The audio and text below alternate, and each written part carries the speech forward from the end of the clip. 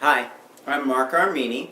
As you're probably aware, today we're going to talk about Gene Wolfe's Soldier series. Now, with this series of videos, which I haven't updated in a while, as you should probably be aware, I go well beyond spoiler territory. I'm not doing reviews or anything. This is actually analysis that you should have read the books a couple times before you really resort to these videos.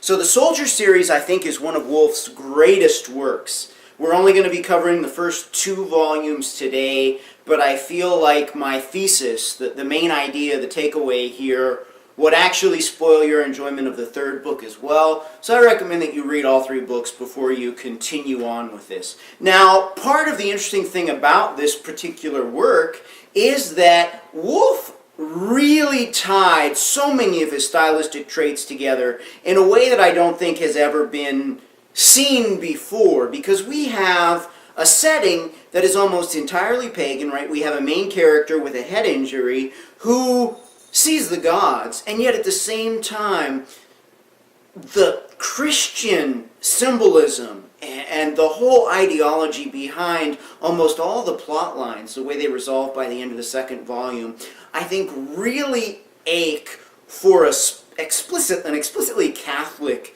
interpretation. So we're going to go over that a little bit. First, I want to talk about the sources you may want to look at.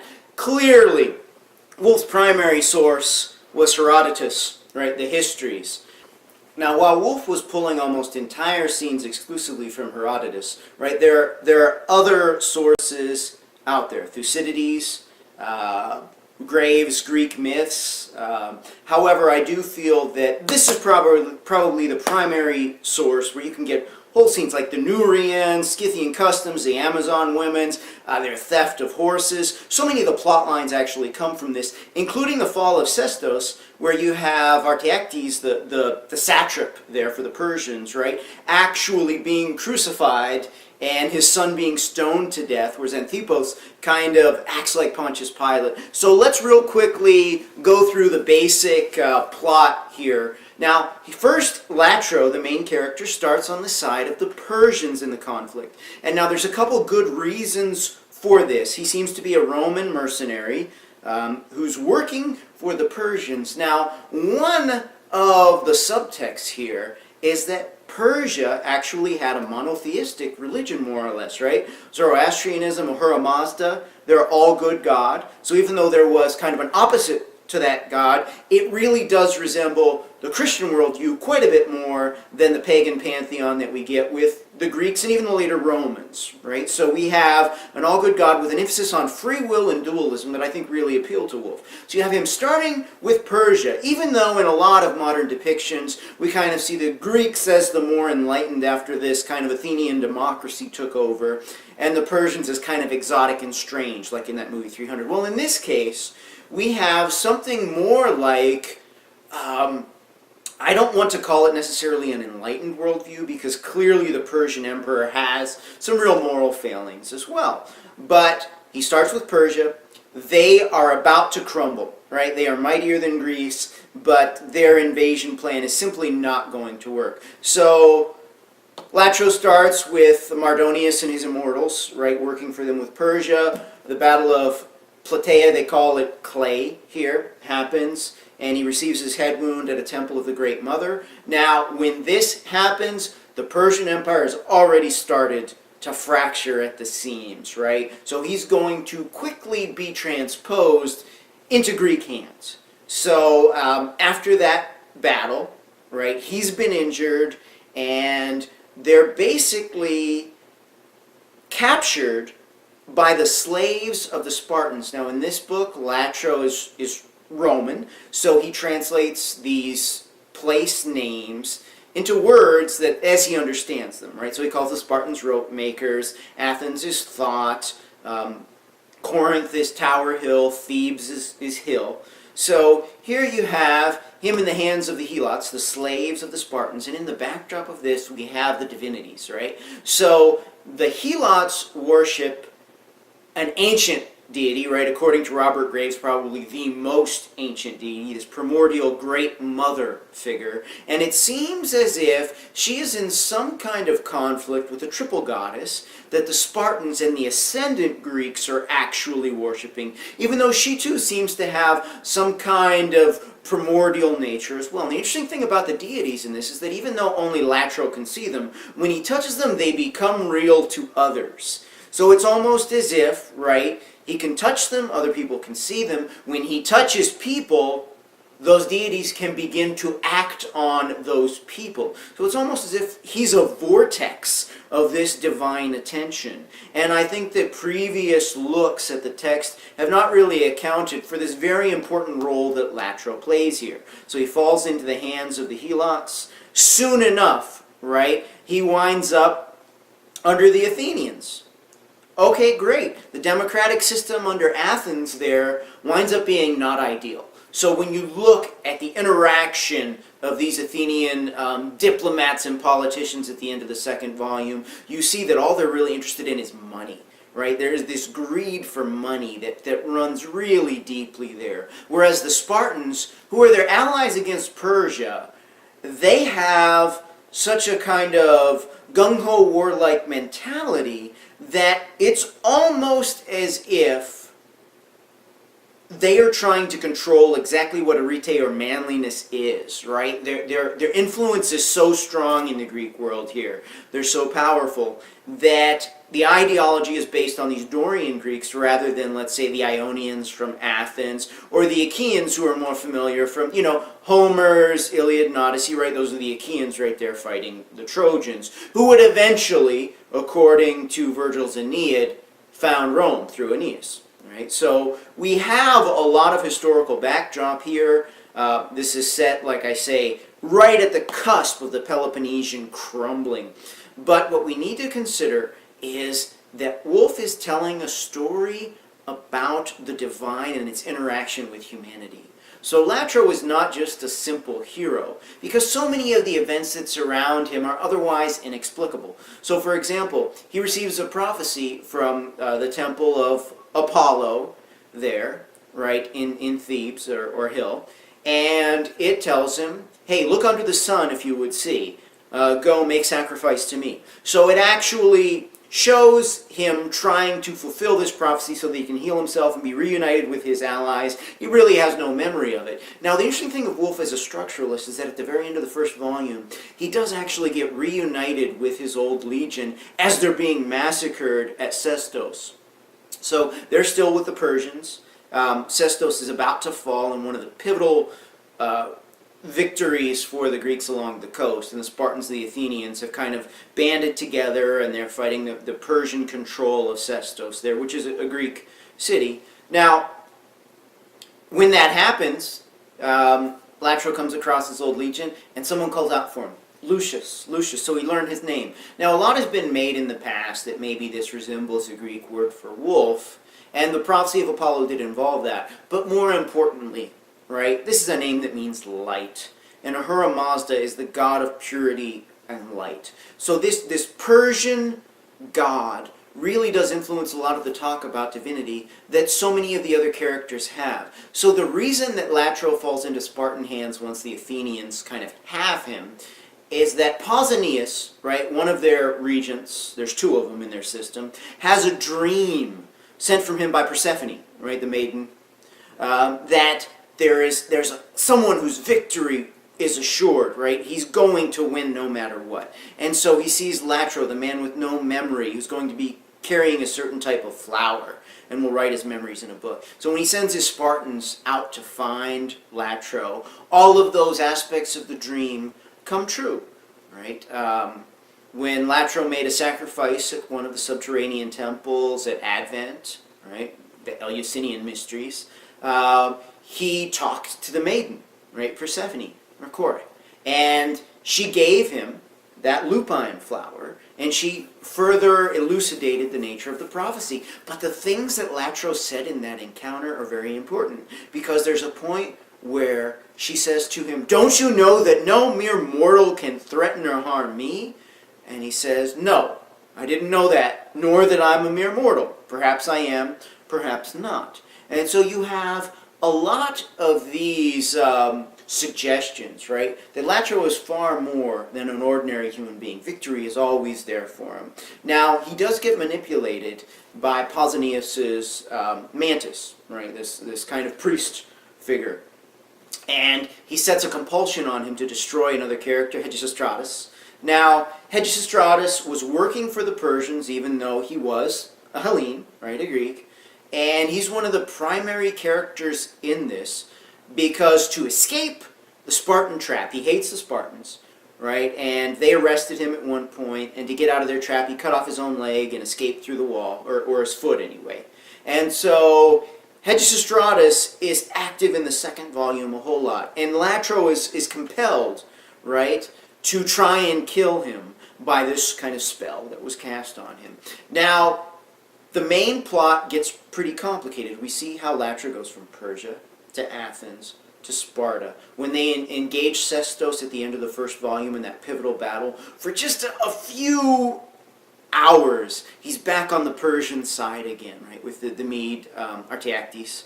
But Sestos falls, and once again, he's back in the power of the Athenians, more or less, right? And he's been tasked after that with finding an engineer who constructed the bridges in that particular battle, because the Athenians want to show that individual off. So they follow him north, right, to Scythia, the city of Corbus, and there so much happens around the temple of the war god Pleistorus that we have to kind of account for all that war imagery, because Latro clearly embodies Arete, right? There's a point where he's working for this kind of, this heterae, madam figure, and Aphrodite comes to him, right? And he sees her in this flower, in this anemone.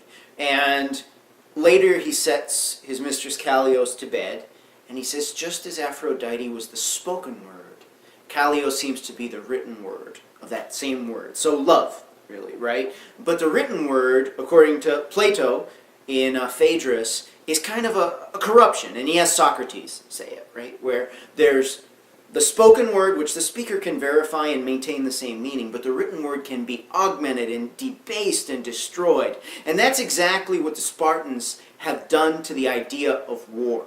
Right, you have the idea of maybe a noble war helping people. Well, when they actually do the manumission ceremony at the end of the second volume, they're like, yes, we're going to free 2,000 or 3,000 slaves. What they're actually doing is setting up a ceremony where they're sacrificing to Artemis Orthia, right, the chthonic deity that they have. That's the triple goddess that's working against the Great Mother. Now, so many of the conflicts in this are predicated upon that divine conflict in the background. So part of what I wanted to explore was the manner in which those plot lines are resolved. Now the second volume actually really leads up to the Pythian Games, right? I think it's 2 years after the Olympian Games. So every year, every 4 years this was held. Every year there was a major game in ancient Greece. But in this case, the Pythian Games are going to be held in Delphi, right, where Apollo has his huge oracle, right, the Delphic oracle here.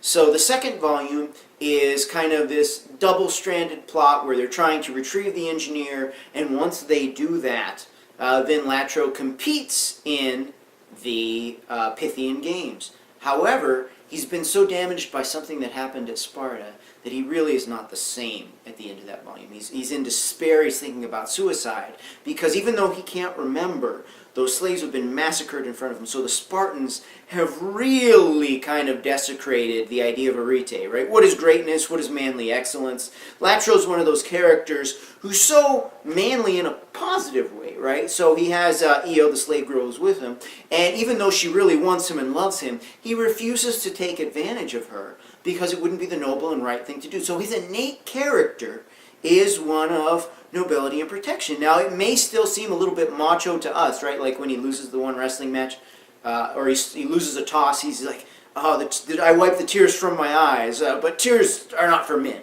You know, so he has this macho attitude that I think is really well done. because he's a sympathetic character, but he's definitely of that particular time. He makes these boasts like, I don't know if I can kill someone who begs me for their life, but I'll try. These really super macho characteristics that really define Arete, and that's what Latro actually is, right? He's kind of an embodiment, an avatar of Arete. So when we look at the other characters in there, right, the Spartan who stands out the most in this strange relationship with Latro. So Pisicrates has all of these qualities, right? He can run, he can fight, but he seems to also be based on that's what his name means, domination, right? He who dominates everyone. So that's what he tries to do. He abuses the young centaur boy named Polos. He tries to impose his will on Latro at Sestos by beating him and whipping him into shape, but Latro responds as he tends to, and he cuts off his arm and he escapes, and that's where he enters Sestos and gets away from Pisicrates. So Pisicrates, though, reappears in the second volume. Now, one of the first things that we need to consider is that Wolfe is a symbolist, right? So in the second volume, you see the silver chariot. It serves so many purposes in the story. In Persia, right, Ahura Mazda was only represented at this particular time by an empty chariot driven by 4 white horses, so that Ahura Mazda could come and attend with the emperor in battle, right? So at the conclusion of Soldier of Arete, he's going through the caves to try and get to the temple of Pleistorus, the war god there. And he comes across this leonine figure of the Great Mother that seems slightly more positive than the earlier one that appeared in Sparta.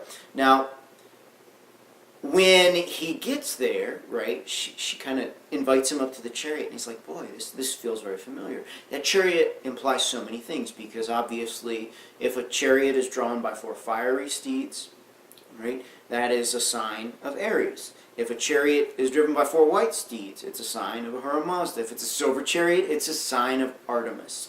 And by the end of the second volume, we have that chariot serving as a plot point. The Athenian politician Themistocles, right, who was actually the acting general at one of the greatest Greek victories, right, that naval victory that occurred at Salamis, or the Battle of Peace, as they call it in the book.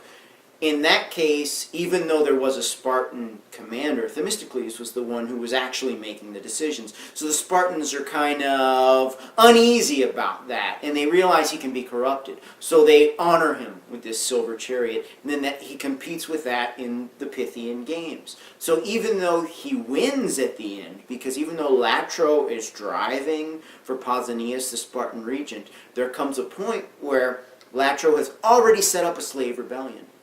Right? He's like, okay, there's the Phoenicians who are in the market here. I have a way to do this with money. I can set it up. So he pretty much, even though he's winning that chariot race, he just takes off through the crowd and leaves, and then attacks the city, right? Whereas the Amazon women that they encountered north, they're riding for the Athenians, and they win. But this ruins Themistocles, who they're riding for. Right? So politically, the Spartans come out somewhat ahead, right? Pausanias gains respect. He becomes allies with the Argives. So many things happen at the end here where you win through losing, right? Latro has to not win that race in order for Pausanias to kind of rise to prominence. Now, the Great Mother promised the Helot slaves of the Spartans that their true way to dominance was for Pausanias to triumph. So this guy had to win, but he also had to lose that race to gain the respect of the Argives and the rest of the Greek community. So he's going to eventually in history be responsible for instigating a Helot uprising. So it doesn't quite come to fruition exactly as he plans, but his identity there really is contra what you would expect from Sparta. So perhaps his influence changes Sparta a bit from this warlike, murderous people. Now, we've already mentioned Pisicrates just a little bit. We need to talk about him more, because in order for Latro to be healed from his depression, he has a dream, right? Pindaros plays a song for him at the end, and he has a vision. And in this vision, he sees a lot of the characters who are supernatural in nature. Right? Sisyphus, who he rescued from the underworld by putting the boulder on the top. Now, Sisyphus was a demigod, right? I don't know exactly how Latro has the power to do that unless we imply that he is also somewhat divine in nature. So he breaks through, right, in Corinth there, I believe. He breaks through the underworld. Sisyphus is free. And then that also lets him put the other dead to rest there, who were just wandering around Corinth, right? A lot of the unpleased Egyptian spirits are at the house there. So you see that a lot of these plot lines involve Latro in this kind of strange supernatural position. So we already know Polos is a centaur. Now Aglaus, one of the guides he met as they were returning to Sparta by an alternate route because a landslide cut them off from the way they knew. They hire this guy, and there's a lot of goat imagery associated with him, right? Like when he's muddy to the waist when they meet him. Latro writes, "The goat man said this," and then he asks Aglaus later, "Who's the goat man? I don't even know who this is." Well, ironically, in true Wolfe fashion, the goat man, the faun, actually is Aglaus, right? And he shows up in the dream as well. So you have all these supernatural beings, and then you have Pisicrates in this dream. And Latro is despairing because of multiple things. One of his Amazonian lovers in the north died. The boy Polos is being abused by Pisicrates. The Spartan manumission ceremony is the primary one, right? It has really messed with him. And there's a scene there where, from Latro's point of view, Pisicrates strikes Aglaus in the throat and knocks him down. And then later, when Pisicrates tells the same story, he remembers doing that. The difference between his dream and Latro's is in Latro's, he retrieved his arm from Latro's chest, his breast. And in Pisicrates' vision, they went to Latro's actual treasure chest, right, his storage case. He opened it up, he pulled out his arm underneath all of his weapons and his armor, and then he gave it back to Pisicrates. Well, in Aglaus' version, Latro hits him in the throat and then helps him up. And this was one of those things like, how can you possibly resolve this relationship between Latro and Pisicrates? What's going on here? And this is playing with that Platonic idea that the Spartans have become what war threatens to be. And after this dream, Latro feels better. And he says, it's not up to a man to decide the course of his fate. It's in the god's hands, right? When he meets a god, that's who must govern the course of his life and whether it's good or evil. Now, this is not really, even though it looks to be a case for determinism, this is actually saying that humans cannot dictate what manly excellence is. The Spartans cannot control what arete is, right? Latro, the gods, they're the ones who can do this. And so, really, there comes a point in this, when he's up north, that in this temple, he's identified as the god of war Pleistorus, right? They say to him, hey, you're Pleistorus here. You were known by many other names in different lands. So the backdrop of this is that Latro is actually the embodiment of the concept of war, the god of war. And when he wrestles Pisicrates at the end of the first volume and is cast into the water on the ship before they come to Thermopylae, right? The hot gates, where they sacrifice to Leonidas, right? At this point, Eurycles, the male-female sorceress there, right? Once she is kind of possessed by that serpentine figure that had appeared to Latro before she becomes Dracaena. She kind of becomes that serpentine figure, and the male Eurycles kind of dissipates and fades from the picture. So in this, you have her smelling crocodiles, right? When Pisicrates throws Latro into the water, she scents crocodiles. And later he comes up and he finishes the wrestling match in the light of the fire. And in that light, Pisicrates sees a lion in Latro's eyes. And the lionine imagery is associated with the god of war in the north, as well as with the Great Mother, right? She's associated with lions, with wolves. And one of the great mysteries of this text is, what's the wolf tooth that these prophecies keep talking about? The wolf tooth will return to he who bears it? What does that even mean? And the maiden identifies Latro as the bearer of the wolf's tooth, Now, there is a werewolf in the first volume, Ior, right? And that name means man in Herodotus, right? So, his name means man. After the Spartan manumission ceremony, Latro comes to the conclusion that man is a wolf to man. This is one of his great realizations, that everyone is awful and predatory. And so the wolf's tooth is actually the ability to harm and kill someone else. And so when he takes it back, when Pisicrates forgives him, when he gets his phantom hand back, right, and he changes the course of Spartan ideology a little bit, because Pausanias, in losing that race, is respected and kind of rises to an ideological position that's valued. Well, in losing, Artemis is also redeemed. So even though she had planned for Latro to win that race, he leaves. He gives it up. All of the plot lines in the end are based on losing. So Artemis has to lose. She appears at the very end when Latro escapes back to Rome on the ship there.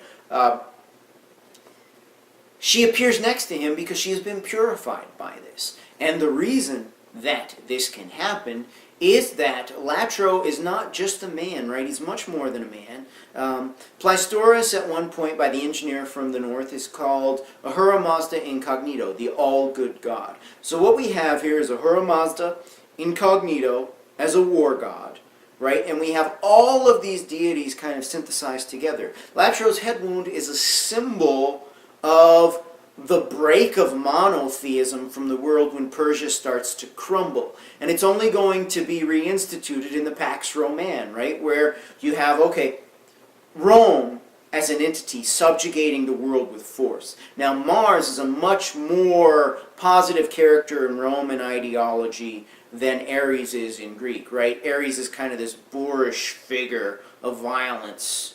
And in the Soldier series, every time they talk about Ares, it's really like they're talking about Mars, whose symbol is the wolf, right? Whose children, Romulus and Remus, were raised by the wolf after he begat them with Rhea Silvia.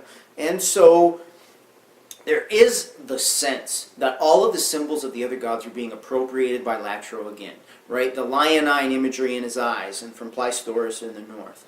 The wolf imagery when he goes back home and Mars takes that wolf imagery from the Great Mother.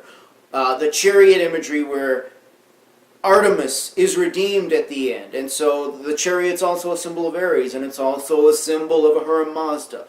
All of these things together kind of start to show you that this is a Christian cosmology, and that these beings, whether they're fragmentations, whether they're representations of the people's belief, whether they are simply like demons or ahuras and devas in the Zoroastrian tradition, they're a little bit below God, right? But he's not seen there. Where is he? What's happened to him? So the interesting thing about the north is that it does appear as if Ares might show up, but he's never named. There's this figure with a lance and a lion beside him. And yet there's a shape-shifting shaman named Zalmoxis who also was supposed to appear on a banner in the temple of Pleistorus there. So Zalmoxis has a very strange ideology where he promised his followers a resurrection of the body. He descended, he died, right? And then he came back from underground, deified. And he said, hey, if you believe in me, if you follow me, if you do these things, your life will be eternal. So we have almost a system where everything is being appropriated to Christianity. And when Latro has his memory palace, right, he's in it, Simonides helps him kind of conceptualize his life in terms of iconography. And he sees a winged lion, who's the Sphinx, who's Gaia. And then he also sees a winged ox or bull. Now, these were also symbols of the gospel writers, right? So you have, St. Mark, a lion, okay? And then you have Luke as well, that iconography there, right? Associated with the ox or the bull, the winged. And when he looks south, he sees 3 little camels being led by a man. Well, if almost universally, right, the 3 wise men, the Persian Zoroastrian tradition there, that they're Persians coming to worship Jesus, they're strongly associated with camels. So you have in the memory palace this overwhelming imagery of Christian tradition being written into the pagan worldview, almost as if it's prophecy. But it seems pagan because about winged lions and winged bulls and all these other things, but it's Christian iconography, and the entire end of the second volume shows triumph through defeat, right? So I'm really reminded of the prayer of St. Francis, which kind of encapsulates that, that only through losing can we win. There's a crucifixion scene at the beginning of Soldier of Arete that is extremely compelling, and it's parallels with the life of Christ. It even has a Pontius Pilate type character there, right? Where Xanthippos kind of decides, hey, you decide whether this boy is killed or not, right? And leaves it to the crowd. So that imagery there is so compelling, and the sublime feat that Wolfe truly reaches with this is he's able to transform pagan symbols into Christian ones. So, for example, Artaxerxes, right, the satrap of Sestos, when he's crucified, beforehand, there's a sign of it, and it occurs in Herodotus. The fish leap out of the frying pan. He's like, oh, Protesilaus must be displeased with the way that I defiled his, his holy places. Okay, great. That's straight out of there. That's what he says in this as well. But really, right, when you have the fish jumping out of the frying pan, Wolfe has appropriated that into Christian imagery, right? This is the fish as it's associated with Christianity. And the war that the Spartans threatened, the pagan worldview of fractured and dissonant, passionate deities, is going to be resolved by the coming of peace. Chant that you would hear every Christmas Eve, right, at Catholic Masses, that posits a relationship between the peace of the Pax Romana and the coming of Jesus Christ, right? That this is when he can be born into the world. So Latro, as an avatar of war, has become sick of war through the things that have happened at Sparta, is able to redeem it, and escapes to Rome, where he can establish something like the Pax Romana, because Fel Ares quits the spear-proud throne, right? Fel Ares quits the spear-proud throne. This is the Pythian ode that he quotes to be admitted into the Pythian games. Somehow it's in his memory there. And that's what this story is really about. How Ares is embodied in a man, fully human, fully divine, practice run almost for Christ. Monotheism has been fractured with the loss of Persia, and this then is the ascendancy, right, that Latro receives. And only through defeat, only through death, can death be defeated, right? This is kind of that Christian worldview here. So really, these are profoundly Christian books, and Wolfe transforms all these pagan symbols into something that is, I think, his most Catholic work, right? And the backdrop there is so rich and so compelling. But besides that, this is just an awesome book to read. So I really recommend it. You don't get many characters that are this compellingly good while being hampered with such severe natural impediments to that goodness, right? The pagan world there is a pitfall. And so while we're used to seeing the Greeks as the good guys and the Persians as the bad, Wolfe is looking at this from a very spiritual point of view, right? What do their religious systems actually say about them? And in that, right, war is redeemed as an object of order associated in Rome through Mars, also with agricultural and renewal through death. And I think this is such a vitally important theme that's always missed when they're talking about these books. I know that we were a little bit scattered today, but I just wanted to present some of the main themes here. I will also link for 30 days probably to an article that really goes through some of this stuff. Thank you guys for listening. Have a great day.